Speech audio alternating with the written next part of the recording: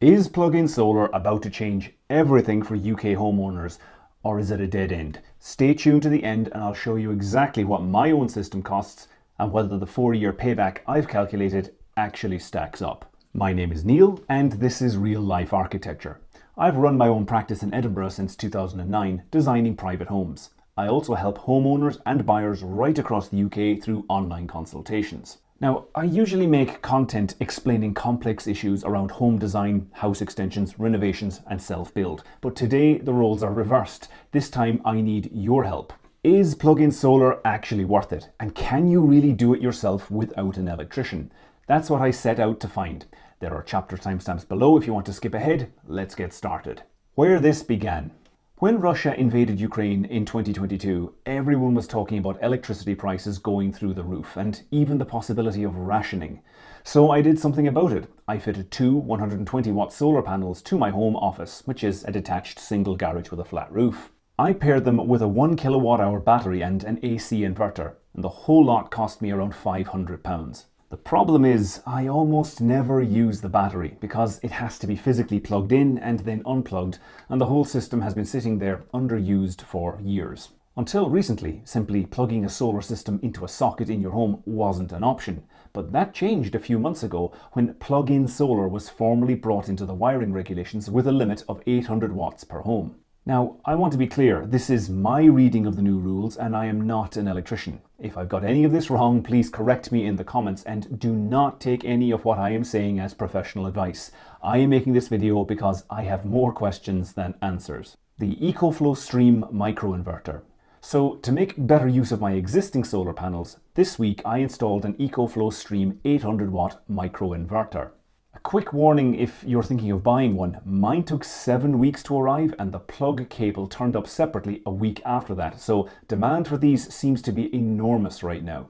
Long story short, it works. Yesterday, my two little panels made just over 500 watt hours, and instead of sitting in a battery I never use, it was fed straight into the house. That saved me the princely sum of 14 pence, but it has real potential. My next step will be to get some more panels for my office.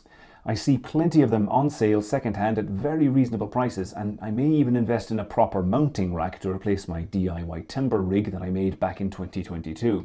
I have some questions. I've got 3 questions and I suspect a lot of you watching know more about this than I do. First question. I still have my old battery and the original charge controller from 2022. Is there any way to connect that old battery to the new EcoFlow Stream so I could feed stored solar into the house after dark? As far as I can tell, the answer is no, because the Stream is a closed system that wants its own matching battery, and it won't talk to a generic 12-volt battery and charge controller, but I would love to be told I'm wrong. Question 2, and this is a big one. Can you legally run more than one microinverter in a single house? My garage office is on one wiring ring and my loft is on a separate ring, and I'm wondering about putting a second microinverter in the loft, feed it from panels, and plug it into the socket I already have up there. But here's my worry.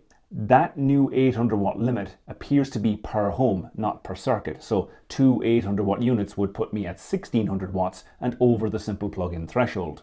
EcoFlow themselves recommend only one microinverter, which makes me think I've answered my own question, but if that's right, there may be a neater solution, so this is my third question. My house roof faces east-west. If I put panels on both the east and the west face, feeding a single 800 watt microinverter, the sun is only ever on one side at a time, so I'd rarely generate more than 800 watts at once. The EcoFlow Stream has inputs for 2 separate panels, so this is feasible. One inverter, both roof faces, and still inside the rules. The payback period. This is the part I promised at the start. Now here's my plan.